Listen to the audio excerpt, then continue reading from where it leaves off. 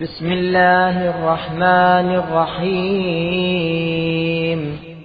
يا علي يا عظيم يا غفور يا رحيم، أنت الرب العظيم الذي ليس كمثله شيء، وهو السميع البصير. وهذا شهر عظمته وكرمته وشرفته وفضلته على الشهور، وهو الشهر الذي فرضت صيامه عليه، وهو شهر رمضان الذي أنزلت فيه القرآن هدى للناس وبينات من الهدى والفرقان، وجعلت فيه ليلة القدر وجعلتها خيرا من 1000 شهر.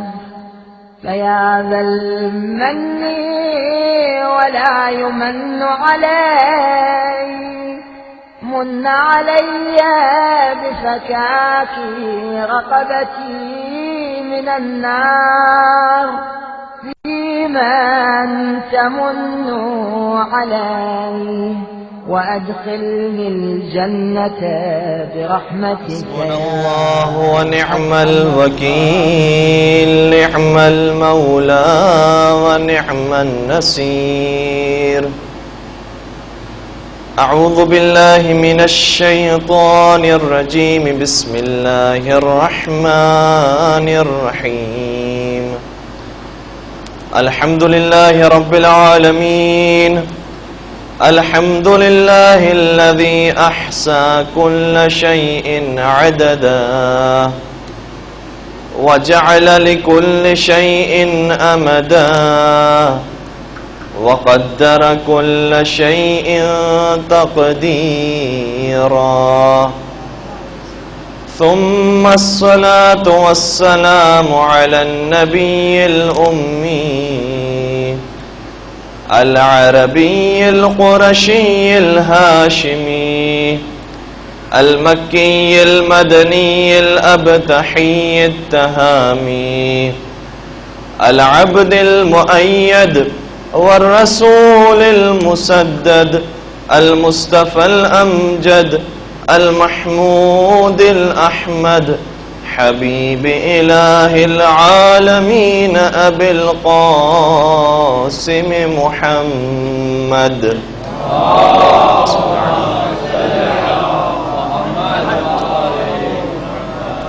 وعلى أهل بيته الطيبين الطاهرين المعصومين المظلومين الذين أذهب الله عنهم الرجس أهل البيت ويطهرهم تطهيرا.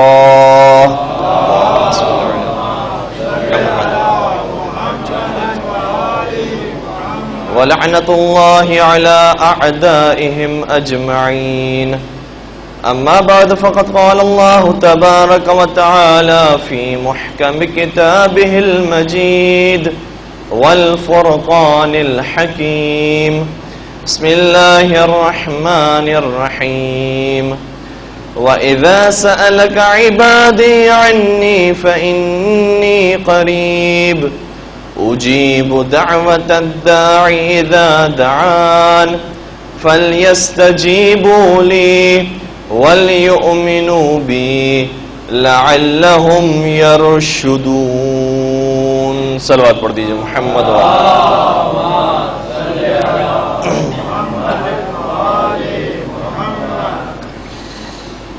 ماہ رمضان، ایک درود پڑھ دیجئے محمد و آل محمد.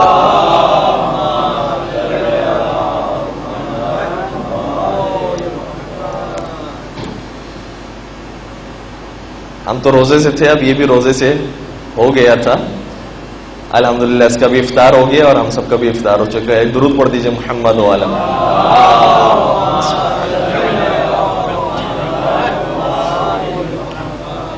ماہ رمضان اور خدا کا مہمان صحیفہ کاملہ کی نگاہ میں یہ ہمارا موضوع تھا، اور اس موضوع کے ذیل میں جس دعا کا ہم نے انتخاب کیا وہ صحیفہ سجادیہ کی دعا نمبر 44، اور اس کے تقریباً ہم درمیانی حصے تک پہنچ چکے ہیں، وسط تک ہم آ چکے ہیں. اور آپ جانتے ہیں کہ آج ہماری یہ 7ویں گفتگو ہے. 3 مجالس تقریباً باقی ہیں، اور ہم کوشش کریں گے کہ اس موضوع کو جو دعا کی حد تک ہے اسے اپنی آخری گفتگو میں مکمل کر دیں. دعا میں ہم نے جب کچھ چیزیں پروردگار سے مانگی تو اس میں سب سے پہلی چیز یہ تھی کہ ہمیں ان تمام کاموں سے اجتناب کرنے کی توفیق عطا فرما جو تیری ناراضگی کا سبب بنتی ہیں. چونکہ جب علی مرتضیٰ نے محمد مصطفیٰ صلی اللہ علیہ وآلہ وسلم سے سوال کیا تھا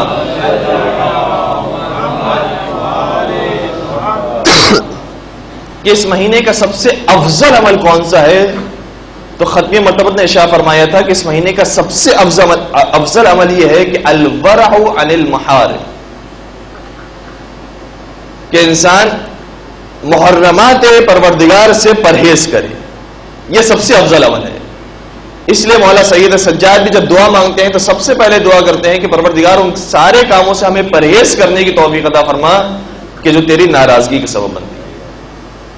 اور پھر فرمایا کہ اب اس مہینے میں ہمیں کیا کیا کرنا چاہیے.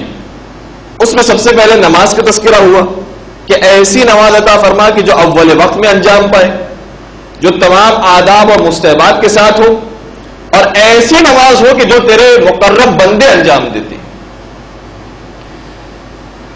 جب ہم نے کچھ مانگنا شروع کیا تو اس میں نماز کا تذکرہ تھا، وہ ہے حقوق اللہ. پھر بات آئی حقوق العباد کی، اور حقوق العباد کے اندر ہم نے سب سے پہلے تذکرہ کیا کہ ہمیں رشتہ داروں کے حقوق انجام دینے کی توفیق عطا فرما. پھر ہم نے کہا کہ پڑوسیوں کے حقوق ادا کرنے کی توفیق عطا فرما. پھر جو انسان ہے جس نے حتیٰ ہم پر ظلم کیا ہے اس کے ساتھ بھی انصاف کرنے کی توفیق عطا فرما. کیونکہ قرآن مجید کی آیت ہے یا ایھا الذین آمنوا کونوا قوامین للہ شہداء بالقسط ولا یجرمنکم شنآن قوم علی الا تعدلوا اعدلوا هو اقرب للتقوی. کہا اے صاحبان ایمان، عدل و انصاف قائم کرنے کے لیے اپنے مقام سے کھڑے ہو جاؤ، کوشش کرو کہ عدل و انصاف قائم ہو جائے. ولا یجرمنکم شنآن قوم علی الا تعدلوا، اور دیکھو کسی قوم کی دشمنی تمہیں اس بات پر مجبور نہ کر دے کہ تم اس کے ساتھ ناانصافی کرنے بیٹھ جاؤ. کسی سے تعصب نہ ہو، عدل و انصاف کے ساتھ اس سے دوستی رکھو. اگر وہ کسی چیز کے اندر درست ہے تو اسے درست کہو. اعدلوا، عدل کا مظاہرہ کرو. ہوا اقرب للتقوی، کیونکہ عدل تقوی سے سب سے زیادہ قریب ہے. اور روزے کا مقصد بیان ہوا لعلکم تتقون، روزہ آیا ہے اس لیے تاکہ تقوی تک پہنچائے. چنانچہ وہ افراد، ایک درود پڑھ دیجئے محمد وعلی محمد.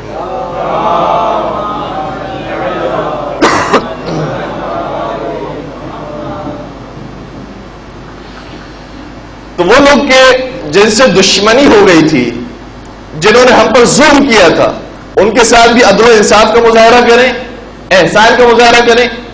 اور قرآن مجید کی ایک ایسی آیت ہے جو بہت جامع ہے، اور یہ وہ آیت ہے جو جعفر طیار علیہ السلام نے اس مقام پر پیش کی تھی کہ جب حبشہ کے بادشاہ نے کہا تھا کہ تمہارا دین کیسا دین ہے، تو کہا ہمارا دین یہ دین ہے. ان اللہ یأمر بالعدل والاحسان وایتاء ذی القربى، ہمارا دین وہ ہے جو عدل و انصاف کا حکم دیتا ہے. حبشہ کا بادشاہ، اس کی سب سے بڑی صفت یہ تھی کہ وہ عادل بادشاہ تھا. کہا ہمارا دین وہ ہے جو عدل و انصاف کا حکم دیتا ہے، جو فطرت میں موجود ہے. کہا دوسری صفت یہ ہے کہ ہمارا دین عدل سے بڑھ کر احسان کرنے کا حکم دیتا ہے. اگر کسی نے ہمیں ایک گلاس پانی پلا دیا اور ہم نے بھی اس کے بدلے میں ایک گلاس پانی پلایا تو یہ ہم نے اس پر احسان نہیں کیا ہے. جو اس نے کام کیا تھا ہم نے بھی وہی کام کیا, یہ ہے عدل. اگر ہم ایک گلاس پانی کے ساتھ اسے کھانا کھلائیں اسے کہتے ہیں احسان. ہمارا دین وہ ہے جو احسان کرنے کا پھر حکم دیتا ہے. وَإِيتَاءِ ذِي الْقُرْبَى, اور رشتہ داروں کے ساتھ حسن سلوک کرنے کا حکم دیتا ہے. یعنی اور بھی بڑی منزل, رشتہ داروں کے ساتھ نہ عدل کرنا ہے نہ احسان کرنا ہے, بلکہ احسان کرنے کے بعد بھول جانا ہے, تب رشتہ داروں کے حقوق ادا ہوتے ہیں. وَيَنْهَى عَنِ الْفَحْشَاءِ وَالْمُنْكَرِ وَالْبَغْيِ, اور ہمارا دین وہ ہے جو 3 کاموں سے روکتا بھی ہے, فحشاء سے روکتا ہے, منکرات سے روکتا ہے, اور بغاوت کرنے سے روکتا ہے. یعظکم لعلکم تذکرون, پروردگار نصیحت کرتا ہے شاید تم نصیحت پر عمل کرنے والے ہو جاؤ. تو ہمارا دین وہ ہے جہاں حقوق اللہ کی بات آتی ہے وہی حقوق العباد کی بھی بات آتی ہے. اور پاکستان کا بہت بڑا مسئلہ ہے, یہ نمازیں پڑھنے والے بہت ہیں, زکات دینے والے بہت ہیں, اور زکات دینے والے نہیں تو کاٹنے والے بہت ہیں, اور حج اور عمروں پہ جانے والے بہت ہیں, حتیٰ لمبی لمبی داڑھی رکھنے والے بہت ہیں, باحجاب خواتین بہت ہیں. لیکن اسی نماز میں جس نماز کا حکم پروردگار نے دیا ہے آپ کو دھکے دینے والے مل جائیں گے, نماز کے اندر خرابی نکالنے والے مل جائیں گے, یہ کہنے والے مل جائیں گے کہ تمہاری نماز قبول نہیں ہے, تم مسلمان نہیں ہو, تم کافر ہو. اسلام درس دے رہا ہے حقوق العباد کا بھی, جہاں حقوق اللہ کی بات ہے وہیں حقوق العباد کی بات ہے. ابان بن تغلب یہ وہ صحابی ہیں جن کو امام محمد باقر علیہ السلام اور امام جعفر صادق علیہ السلام 30,000 حدیثیں یاد تھی, یاد تھی. قرآن کی آیتیں کتنی ہیں؟ 6,666 کہا جاتا ہے. البتہ کمی بیشی اس کے اندر ہے, بسم اللہ کو کوئی شامل کرتے کچھ شامل نہیں کرتے ہیں, اور آیتوں کے کچھ 2 ٹکڑے کرتے کچھ نہیں کرتے, لیکن 6,500 آیتیں بڑی مشکل سے یاد ہوتی ہیں. اسے 30,000 حدیثیں یاد تھی, اور یہ اتنا متقی انسان تھا کہ خود اہل سنت کی 6 بڑی کتابوں میں سے 5 بڑی کتابوں کے اندر وہ حدیثیں لکھی ہوئی ہیں جو ابان بن تغلب سے نقل ہوئی ہیں. صحیح مسلم کے اندر ہے, بلکہ صحیح بخاری کو چھوڑ کر باقی 5 کتابوں کے اندر, ترمذی, نسائی, سنن ابو داؤد اور سنن ابن ماجہ اور صحیح مسلم, 5 بڑی کتابوں کے اندر وہ صحابی جو چھٹے امام کے صحابی ہے اس سے نقل ہو رہی ہے حدیثیں اہل سنت کی کتابوں کے اندر. اور جب پوچھا گیا کہ آپ کی کتابوں میں ان کی حدیثیں کیوں, تو کہا کہ اگر ہم ان جیسے متقی افراد کی حدیثیں اپنی کتاب میں شامل نہیں کریں گے تو آثار نبوت کا بہت بڑا حصہ ہمارے ہاتھوں سے نکل جائے گا. ہم مجبور ہیں ان لوگوں کی احادیث پر عمل کرنے پر. اور وہ صحابی جن کے بارے میں 5ویں امام نے فرمایا اجلس فی مسجد المدینہ وافت للناس. بعض مومنین یہ سوال کرتے ہیں کہ اجتہاد کا مسئلہ 12ویں امام کی غیبت سے شروع ہوا؟ جی نہیں, اجتہاد یہ وہ چیز ہے جو فطرت کے اندر انسان کی موجود ہے. قرآن نے ایک اصول دیا ہے, حکم بیان کیا ہے. مثال کے طور پر وبالوالدین احسانا, والدین کے ساتھ احسان کرو. یہ حکم تو دے دیا, لیکن احسان کیسے کیا جائے؟ ممکن ہے ایک زمانہ وہ ہو کہ جب ماں باپ کی خدمت میں ایک پھول پیش کیا جائے تو اسے احسان سمجھا جائے. ممکن ہے زمانہ بدل جائے, ایک لفافہ پیش کیا جائے وہ احسان میں شمار ہو. ممکن ہے زمانہ بدل جائے, کچھ پیش نہ کیا جائے, فقط ایک کال کی جائے, فون لگایا جائے, یہ احسان میں شامل ہو. حال احوال پوچھا جائے, یہ احسان میں شامل ہو. تو قرآن حکم بیان کرتا ہے, پھر عرف دیکھتی ہے کہ احسان کسے کہتے ہیں, احسان کا یہ مصداق بنتا ہے یا نہیں بنتا, یہ عرف بتاتا ہے. چنانچہ اجتہاد وہ چیز ہے جو رسول گرامی کے زمانے سے شروع ہو گیا.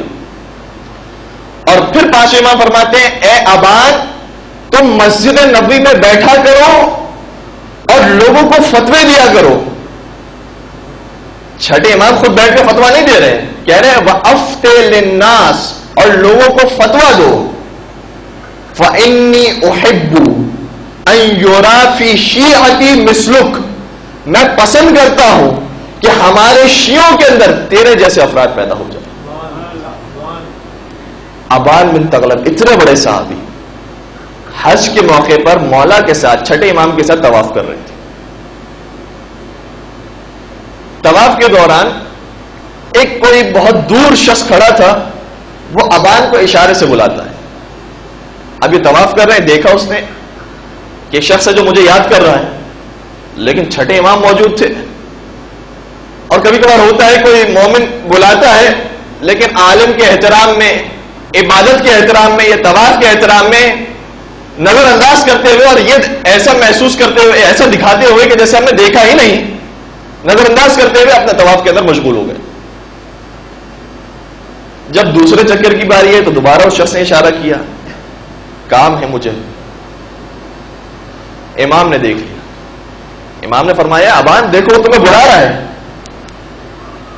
کیا وہ تمہیں جانتا ہے؟ کہا ہاں. مولا وہ میرا دوست ہے. کیا وہ اسی عقیدے پر ہے جس عقیدے پر تم ہو؟ کہا مولا وہ آپ ہی کا چاہنے والا ہے. کہا پھر تم جاؤ اس کی مدد کرو. کہا میں طواف کر رہا ہوں. مولا فرماتے ہیں اگر تم واجب طواف بھی کر رہے ہو اور کوئی مومن تمہیں مدد کے لیے پکارے، تم اپنا واجب طواف چھوڑو اور اس کی مدد پر جاؤ. کیونکہ یہ واجب طواف وہ ہے جو بعد میں بھی انجام دیا جا سکتا ہے. مومن نے ابھی مدد کے لیے پکارا ہے، جاؤ اس کی مدد کے لیے جاؤ. حکم امام آ گیا، اطاعت کی، چھوڑ دیا طواف، مومن کی مدد کے لیے پہنچے. کچھ دیر بعد جب دوبارہ آئے تو سوال کیا مولا یہ بتائیے ایک مومن کا دوسرے مومن پر حق کیا ہے؟ کتنے حقوق ہیں؟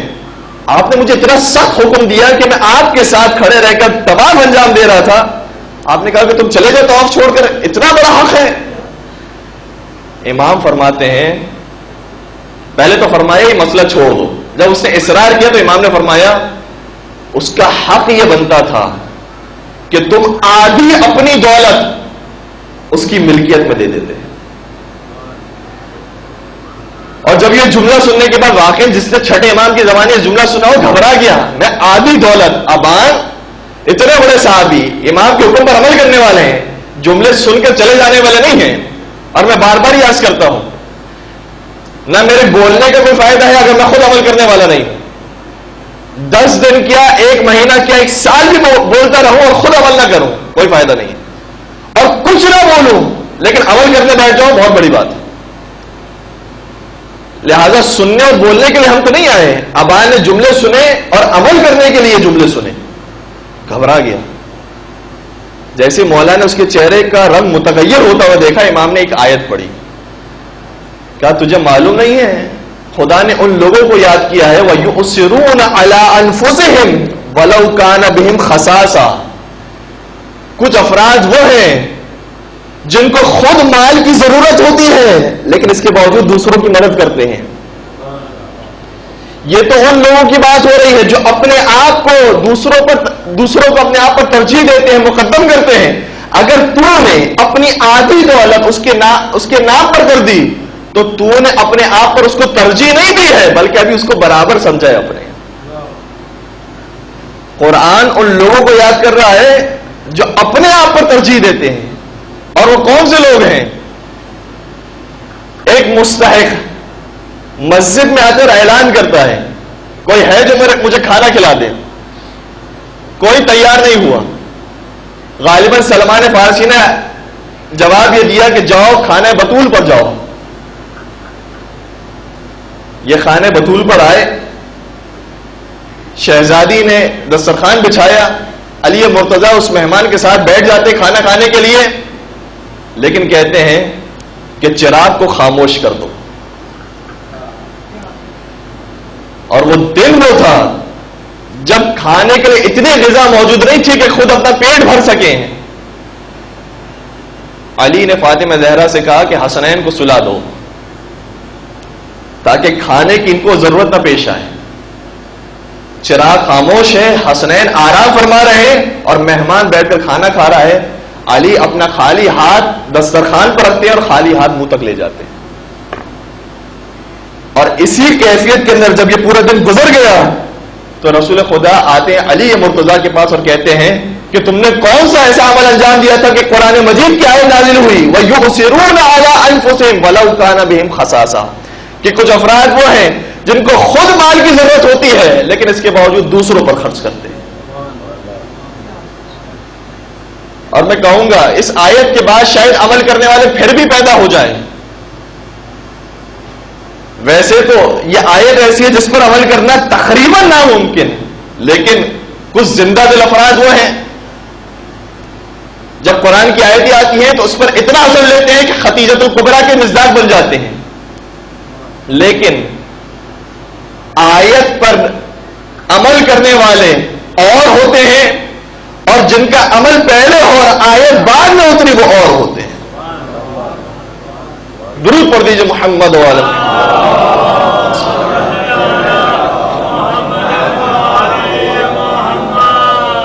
تو حقوق العباد وہ چیز ہے جس کی اسلام میں بہت تاکید ہے مخصوصاً جب مؤمن پریشان حال ہو جب اہل بیت کا چاہنے والا پریشان ہو تو کہا آدھی دولت اگر تم دے رہے ہو یہ اس آیت پر اب بھی عمل نہیں ہوا اب تم نے برابر سمجھا ہے اپنے مومن بھائی کو.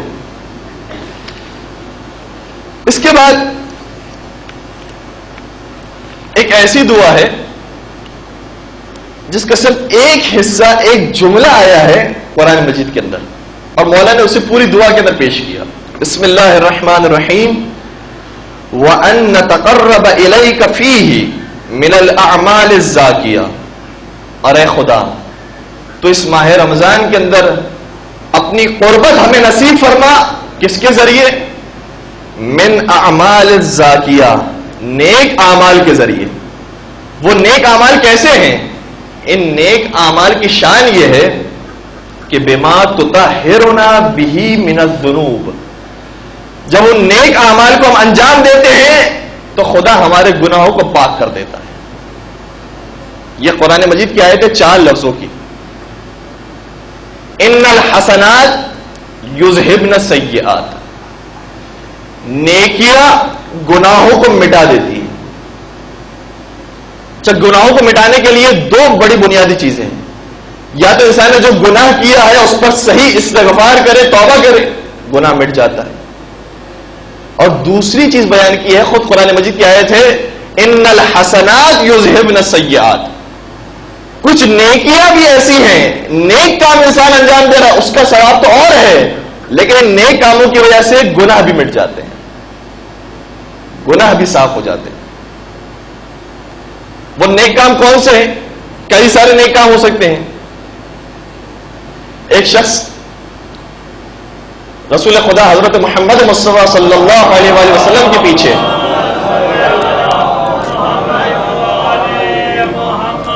نماز جماعت پڑھنے کے لیے کھڑا ہوا. کیا شان ہوگی رسول خدا کے پیچھے نماز جماعت انجام دے رہا تھا. اور کاش وہ دن آئے جب زمانے کے امام ظہور فرمایا نا ان کے پیچھے نماز جماعت انجام ہوں گے عیسیٰ بھی مگر آپ پڑھائیں گے نماز ہوں گے عیسیٰ بھی مگر آپ پڑھائیں گے نماز 2 قدم آگے نبوت سے امامت ہوگی. امام نماز پڑھا رہے ہوں گے انشاءاللہ ہم ان کی نماز میں شریک ہوں گے. یہاں رسول خدا نماز پڑھاتے ہیں وہ نماز کے اندر شریک ہے. اچھا آپ نے دیکھا ہے نماز سے فارغ ہونے کے بعد مومنین پیش امام سے سوالات کرتے ہیں. یہ سوال کرنے کے لیے رک گیا اور رسول کی خدمت میں جا کر کہتا ہے کہ یا رسول اللہ میں نے گناہ کیے ہیں بہت خطاکار ہوں گنہگار ہوں آپ مجھے کوئی طریقہ بتائیں تاکہ میرے گناہ معاف ہو جائیں. اب رسول خدا کا جملہ سنیے گا. رسول خدا فرماتے ہیں جب تو نے جماعت کے اندر شرکت کی پروردگار نے تیرے گناہ معاف کر دیے. یہ نیکی وہ تھی جس نیکی کی وجہ سے گناہ معاف ہو گئے ہیں.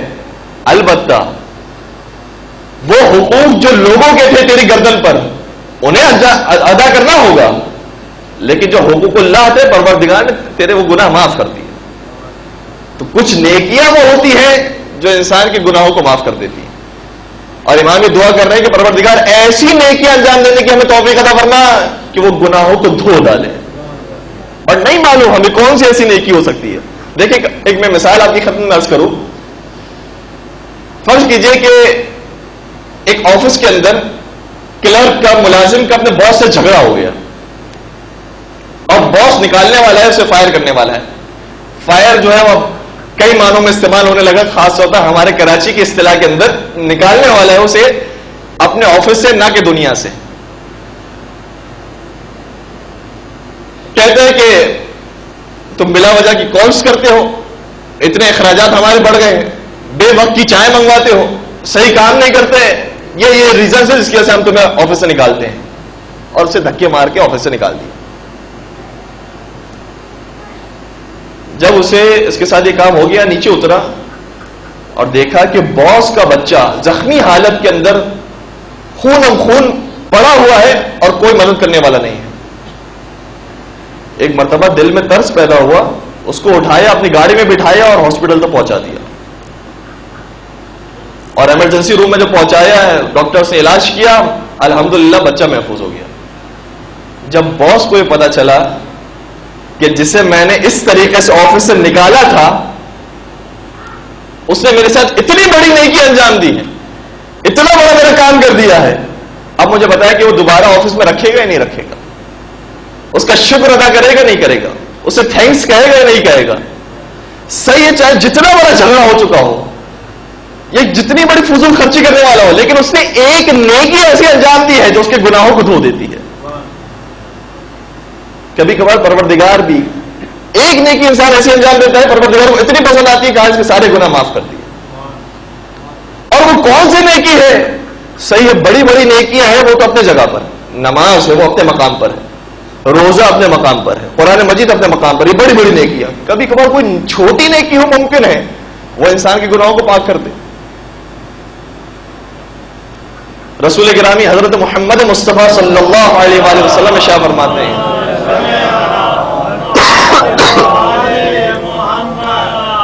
فرماتے ہیں پروردگار نے اپنی رضا اور خوشنودی کو نیکیوں کے اندر چھپا رکھا ہے, اور پروردگار نے اپنے غضب اور غصے کو برائیوں کے اندر چھپا رکھا ہے, اور خدا نے اپنے نیک بندوں کو عام انسانوں کے اندر چھپا رکھا ہے. لہذا یاد رکھو, کسی عمل کو معمولی نہ سمجھو. ممکن ہے جس عمل کو تم معمولی سمجھ رہے ہو, پروردگار کی رضا اسی عمل کے اندر ہو. اور کسی گناہ کو چھوٹا مت سمجھو, ممکن ہے جس گناہ کو تم چھوٹا سمجھ رہے ہو, پروردگار کا غضب اور غصہ اسی گناہ کے اندر ہو. اور کسی بندے کو, کسی مخلوق خدا کو معمولی نہ سمجھو, ہو سکتا ہے کہ وہی ولی خدا ہو, وہی خدا کا محبوب بندہ ہو. لہذا کچھ ایسے انسان اعمال انجام دے کے چلا جاتا ہے کہ انہی اعمال کی وجہ سے پروردگار معاف کر دیتا ہے. یہ اعمال, نیک اعمال وہ ہیں جن کی وجہ سے گناہ دھل جاتے ہیں. درود پڑھ دیجئے محمد والے.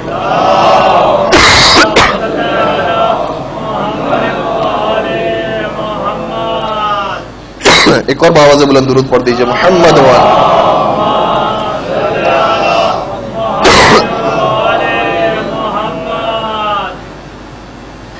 پھر ان اعمال کی ایک اور خصوصیت ہے, وَتَعْصِمُنَا فِيهِ مِمَّا نَسْتَأْنِفُ مِنَ الْعُيُوبِ. اور یہ نیک اعمال وہ ہیں جن کی وجہ سے میں وہ برائیاں جو بعد میں انجام دینے والا ہوں ان کی طرف میں آگے بڑھنے سے رک جاتا ہوں. جو میں برائیاں مستقبل میں انجام دینے والا ہوں, ان نیک اعمال کی وجہ سے اس برائی سے میں بچ جاتا ہوں. یہ کون سا نیک عمل ہو سکتا ہے؟ ویسے بہت سے نیک عمل ہیں, لیکن ایک بہت واضح مثال اس کی ہے زیارت کربلا معلی. کتنے لوگ ایسے ہیں 40 کے موقع پر جب کربلا کی زیارت سے آتے ہیں زندگی بدل جاتی ہے. ایک نیک عمل ہے, لیکن اس ایک نیک عمل کی وجہ سے آئندہ جو گناہ ہونے والے تھے اس سے انسان رک جاتا ہے.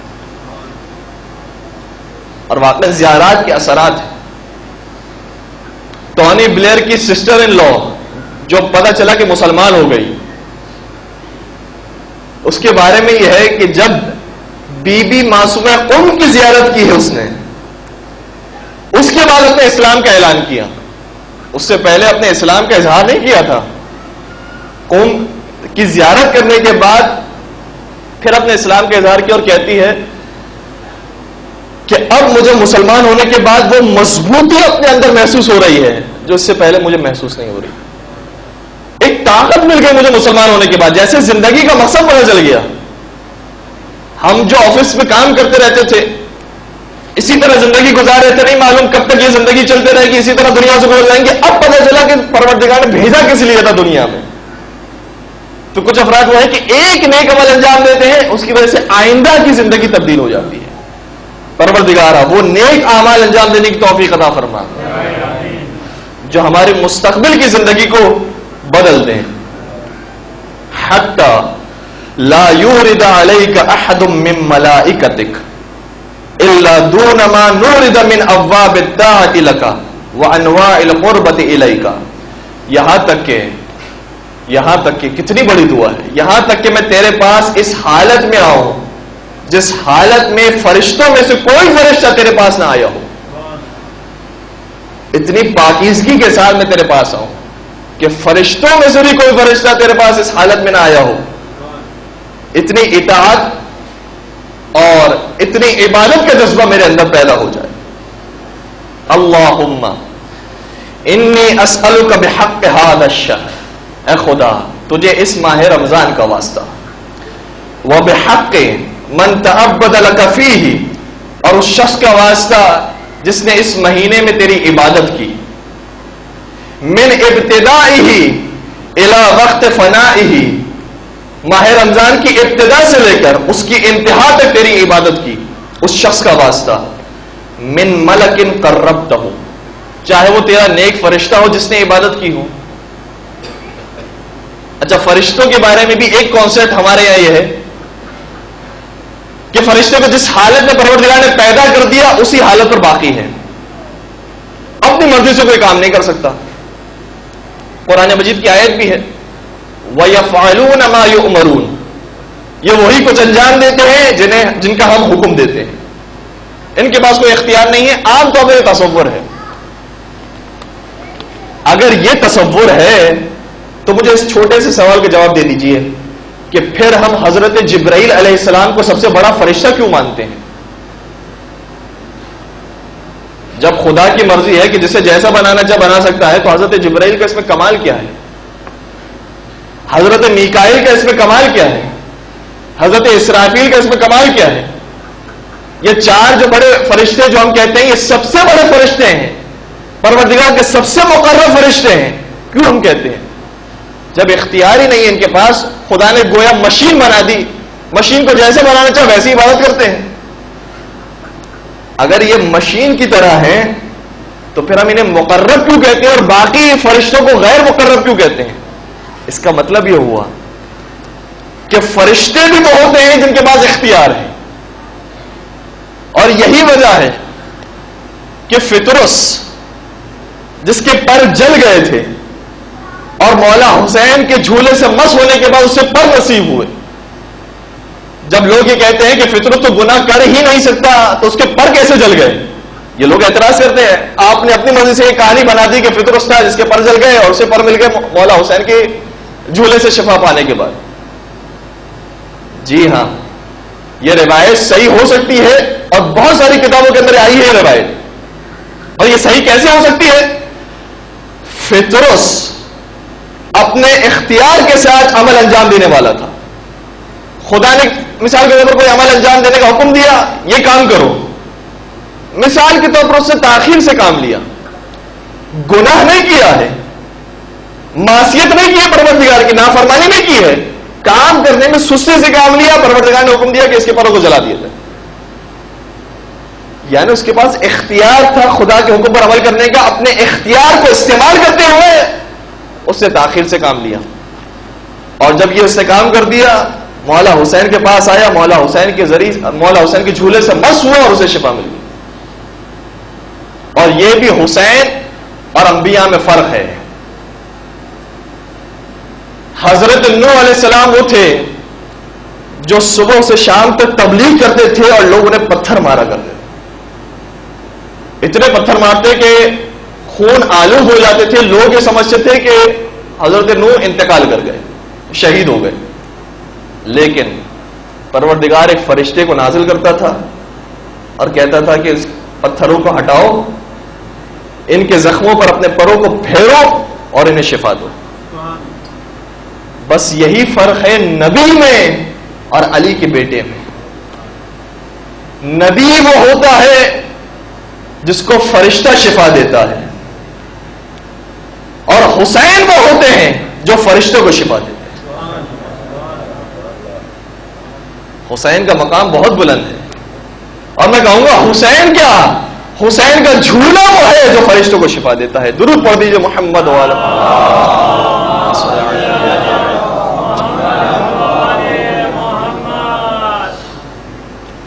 چنانچہ فرشتوں کے پاس اختیار ہے, لہذا ہم نے دعا یہ کی کہ جو ماہ رمضان کے شروع سے لے کر آخر تک تیرا نیک بندہ ہو, چاہے وہ فرشتوں کے اندر ہو, جو فرشتے تیری اطاعت کرتے ہیں. اچھا یہاں پر ایک اور بات کی میں وضاحت کر دوں تاکہ کہیں غلط فہمی پیدا نہ ہو جائے. فرشتوں کے پاس اختیار ہے لیکن پروردگار کی معصیت نہیں کرتے, گناہ نہیں کرتے. یہ ہو سکتا ہے کہ خدا نے کوئی حکم دیا, اس کو انجام دینے میں تاخیر سے کام لیا, حکم دیا, پروردگار کے حکم میں سستی دکھائی. اختیار ہے لیکن وہ اختیار اطاعت کرنے کے اندر ہے, معصیت کرنے میں نہیں. اپنی مرضی سے معصیت نہیں کر سکتے لیکن اپنی مرضی سے اطاعت کر سکتے ہیں. اطاعت کے اندر انہیں اختیار کیا ہے, اور انسان وہ ہے جسے اطاعت میں بھی اختیار دیا ہے اور معصیت میں بھی اختیار دیا. چنانچہ وہ فرشتہ جس نے تیرے اس مہینے میں اطاعت کی ہو, اس کا واسطہ او نبی ارسلتہ, یا اس نبی کا واسطہ جسے تو نے بھیجا, او عبد صالح اختصصتہ, یا تیرے اس نیک بندے کا واسطہ جو تیرے یہاں منتخب شدہ ہے. ان تصلی علی محمد و آل محمد, محمد و آل محمد پر درود نازل فرما. محمد و آل محمد وعجل فرجهم وأهلنا فيه لما وعدت اولیاءک من کرامتک. پہلی دعا یہ تھی کہ محمد و آل محمد پر درود نازل فرما, اور دوسری دعا یہ ہے کہ ہمیں ان افراد میں شامل فرما کہ جو تیرے نیک بندے اور تیری کرامت کے مستحق ہیں. وَأَوْجِبْ لَنَا فِيهِ مَا أَوْجَبْتَ لِأَهْلِ الْمُبَالَغَةِ فِي طَاعَتِكَ, اور ہمارے لیے وہی چیزیں مہیا فرما جو تیرے ان بندوں کے لیے مہیا کر دی گئی ہیں جو تیری اطاعت کرنے والے ہیں. وَجَعَلْنَا فِي نَظْمِ مَنِ اسْتَحَقَّ الرَّفِيعَ الْأَعْلَى بِرَحْمَتِكَ, اور اے خدا ہمیں قرار دے ان لوگوں کی جماعت کے اندر, ان لوگوں کے گروہ کے اندر جو تیرے اعلیٰ مرتبے تک پہنچنے والے. یہ آخری والے حصے کا خلاصہ یہ ہے کہ ہمارے شمار نیک افراد میں فرما, ہماری دوستی نیک افراد سے ہو. صحیح ہے اخلاق ہر ایک سے اچھا ہو, لیکن جس سے پکی دوستی ہے وہ نیک افراد. اور یہ دوستی اتنی اہم ہے خصوصیت کے ساتھ جوانوں میں. ان افراد سے دوستی رکھیں جو واقعی نیک ہو, اور اس کا فائدہ اتنا بڑا معاشرے کو پہنچے گا. اسی دوستی کی وجہ سے پورا معاشرہ نیک ہو جائے گا. اگر میں نے تہیہ کر لیا ہے میں فقط اسی سے دوستی کروں گا کہ جو نیک ہو, تو میں نے یہ ارادہ کیا میں نیک شخص سے دوستی کر رہا ہوں, اس نے بھی یہی ارادہ کیا کہ وہ نیک شخص سے دوستی کرے گا. اب اسی دوستی کی وجہ سے ہر ایک کوشش کرے گا کہ میں نیکی انجام دوں تاکہ میرے بھی زیادہ سے زیادہ دوست ہو. پورا معاشرہ راغب ہوگا نیکیوں کی طرف. اگر انسان دوستی کے اندر یہ سوچ لے کہ میں اس شخص کا انتخاب کروں گا کہ جو نیک شخص ہو. اور کون ہے نیک شخص؟ رسول خدا حضرت محمد مصطفیٰ صلی اللہ علیہ وآلہ وسلم ارشاد فرماتے ہیں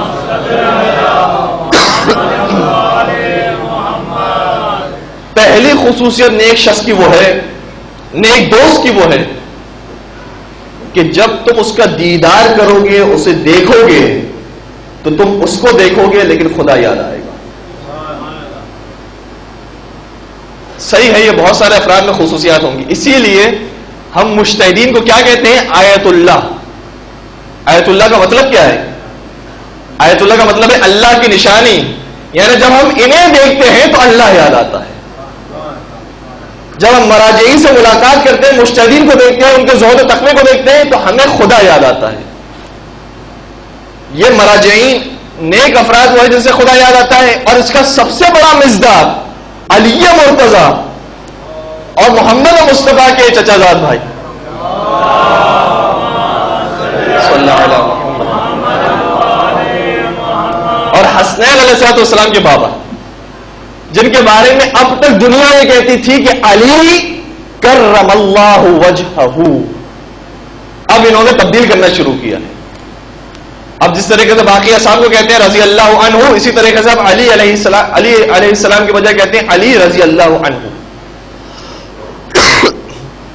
وہ مسلمان اور ہیں جن کے بارے میں ہم دعا کرتے ہیں کہ خدا ان سے راضی ہو جائے، اور وہ علی اور ہے جن کے بارے میں ہم یہ دعا کرتے ہیں اے خدا تو نے علی کے چہرے میں کرامت عطا کی ہے، علی کے چہرے کو عزت دی ہے۔ اور یہ کیوں کہتے تھے اور کیوں تبدیل کیا انہوں نے؟ ایک فضیلت ایسی تھی جو فقط علی کو حاصل تھی اور کسی کو حاصل نہیں تھی۔ وہ کیا کہ جتنے مسلمان تھے سب وہ تھے جو پہلے بت پرستی کیا کرتے تھے، بتوں کے سامنے سجدے کیا کرتے تھے، بتوں کی پوجا کیا کرتے تھے، جتنے بڑے بڑے محترم اصحاب ہوں۔ لیکن صحیح ہے انہوں نے توبہ کی اور اس کے بعد مسلمان ہو گئے، اسلام لے کر آئے، اس لیے ہم ان کو کہتے ہیں رضی اللہ عنہ، پروردگار ان سے راضی ہو جائے۔ فقط علی اور مرتضیٰ وہ تھے جنہوں نے ولادت سے لے کر رسول کی رسالت تک اور پھر اپنی شہادت تک کبھی بتوں کے سامنے اپنے سر کو نہیں جھکایا۔ اسی لیے علی کے چہرے کو وہ کرامت اور وہ عزت بخشی ہے پروردگار نے کہ لوگ علی کو دیکھتے ہیں اور پروردگار یاد آتا ہے۔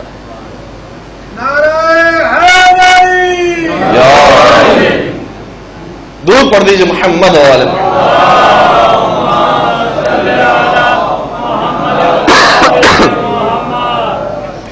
دوسری صفت ان کی یہ ہے، پہلی صفت بہترین دوست کی ہے جب تم اس کو دیکھو گے تو خدا یاد آئے گا۔ دوسری دوست کی صفت یہ ہے جب تم اس کی باتیں سنو گے تو تمہارے علم میں اضافہ ہوگا، معلومات بڑھے گی۔ اور تیسری صفت یہ ہے کہ جب تم اس کے ساتھ زندگی گزارو گے، اس کے کردار کو دیکھو گے تو تمہیں قیامت کا خوف آئے گا۔ یہ تین صفات اگر کسی شخص میں پائی جاتی ہے تو اسے اپنا دوست بنا دو، اور واقعی احتیاط کرنی چاہیے دوست بنانے کے اندر۔ علامہ طباطبائی یہ کہتے ہیں کہ جب میں جوان تھا اور تہران گیا تھا، علامہ طباطبائی کو معمولی نام نہیں ہے، تفسیر المیزان کے مفسر، اور وہ تفسیر جس کے بارے میں شہید مطہری یہ کہتے ہیں کہ میں نے سنی تفاسیر بھی پڑھی ہیں، شیعہ تفاسیر بھی پڑھی ہیں، لیکن مجھے تفسیر المیزان سے بہتر کوئی اور تفسیر نہیں لگی۔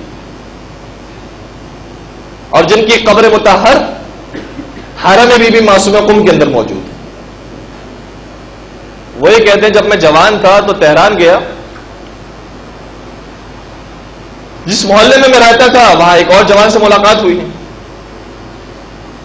ابھی اپنی بات تو بیان نہیں کر رہے، لیکن میں اس میں اضافہ کر رہا ہوں کہ چونکہ علامہ طباطبائی ایک نورانی شخصیت تھے، خوبصورت نوجوان تھے، اور ہر ایک کا دل چاہتا ہے کہ شریف انسان سے، دیندار انسان سے جو ویسے بھی دیکھنے میں ظاہر میں بھی اچھا ہو، باطن میں بھی اچھا ہو، اسے دوستی کی جائے۔ چنانچہ جو اسی محلے کے اندر ایک دوسرا شخص رہتا تھا، وہ علامہ طباطبائی سے جب ملاقات کرتا تھا تو بہت مسکرا کر بات کرتا تھا، حال احوال ٹھیک ہے، بچے ٹھیک ہے، الحمدللہ ٹھیک ہے، سب خیریت سے ہے، لیکن علامہ طباطبائی اسے مسکرا کر جواب نہیں دیتے تھے۔ وعلیکم السلام، الحمدللہ، سنجیدہ انداز میں جواب دیتے تھے۔ کئی دفعہ ملاقات ہوئی، وہ خیریت سے ہیں آپ، مسکرا کر بات کرتے تھے، لیکن علامہ طباطبائی سنجیدہ ہو کر اسے جواب دیتے تھے۔ 2-3 مہینے گزرنے کے بعد اسی طرح ملاقات ہوتی رہی۔ ایک دن جب دوبارہ ملاقات ہوئی تو علامہ طباطبائی نے بہت مسکرا کر اسے جوابات دیے۔ حیران وہ پڑا کہ ان میں کون سی تبدیلی پیدا ہو گئی، کون سا تقویٰ اور زہد آ گیا۔ سوال کیا کہ ہماری دوستی تو بہت پہلے سے، لیکن میں نے کبھی آپ کے چہرے پر مسکراہٹ نہیں دیکھی، آپ کبھی مسکراتے نہیں تھے مجھ سے ملاقات کرتے ہوئے، کیوں آپ ایسا کرتے تھے؟ اب جملہ سنیے گا، کہتے ہیں میں اس لیے ایسا کرتا تھا کہ اگر میں نے تمہیں مسکرا کر جواب دیا تو تم میرے دوست بن جاتے، اور دوستی کرنا آسان ہے، دوستی کو توڑنا مشکل ہے۔ اگر دوستی کرنے کے بعد مجھے پتا چلتا ہے کہ تمہارے اندر فلاں برائی بھی پائی جاتی ہے، فلاں برائی بھی پائی جاتی ہے، فلاں برائی بھی پائی جاتی ہے، تو میرے لیے دوستی کو توڑنا مشکل ہو جاتا، لہذا میں نے دوستی کرنے میں ہی احتیاط کر لی کہ میں دوستی ہی اس وقت کروں گا جب تمہارے کردار کو دیکھ لوں، تمہاری رفتار کو دیکھ لوں، جب مجھے یقین ہو جائے کہ تم ایک نیک انسان ہو، اس کے بعد میں دوستی کروں۔ انسان دوستی کرنے سے پہلے ہی سوچے کہ میں جس شخص سے دوستی کرنا چاہ رہا ہوں وہ واقعی میرے کردار پر اثر پیدا کرے گا، مجھے اسلام سے، دین سے، اہل بیت سے قریب پڑے گا، تو پھر اس سے جلدی سے دوستی کیجیے۔ نہیں معلوم ہے تو انتظار کیجیے، اخلاق اچھا ہو، اخلاق کی بات نہیں ہو رہی، دوستی تو اسے کہا جاتا ہے کہ جب انسان انفارمل ہو کر کبھی چائے پر بیٹھا ہوا ہے، کبھی اپنے گھر پر بلایا ہے، کبھی اس کے گھر پر جا رہا ہے، کبھی باہر ملاقات ہو رہی ہے، اسے کہا جاتا ہے دوستی ہے۔ اخلاق ہر ایک سے اچھا ہو، لیکن دوستی اس سے کریں کہ جو نیک کردار۔ چنانچہ پروردگار ہماری دعا یہ ہے کہ ان لوگوں میں ہمیں شامل فرما جو نیک کردار ہو۔ اور میں اب کربلا کے اس دوست کا تذکرہ کرنا چاہ رہا ہوں کہ جس کو حسین نے بطور خاص خط لکھ کر بلوایا تھا۔ کیا عظیم مقام تھا حبیب کا۔ اے حبیب تم پر ہماری جانیں قربان ہو جائے۔ حبیب ابن مظاہر ان افراد کے اندر شامل ہیں جو کوفے کے اندر بیٹھ کر خط لکھا کرتے تھے، مولا کوفہ آ جائیے، کوفے آ جائیے۔ اور جب کوفے کے اندر مسلم نے عقیل کو بھیجا گیا تو حبیب نے مسلم نے عقیل کی مدد فرمائی، لیکن ابن زیاد نے جو بندشیں قائم کی اس کے بعد وہ رک گئے، مجبور ہو گئے۔ لیکن پھر جب آقا حسین نے خط لکھ کر بلوایا تو اب حبیب نہیں معلوم باطن کی کیا کیفیت ہے، لیکن ظاہر میں اپنی زوجہ سے سوال کرتے ہیں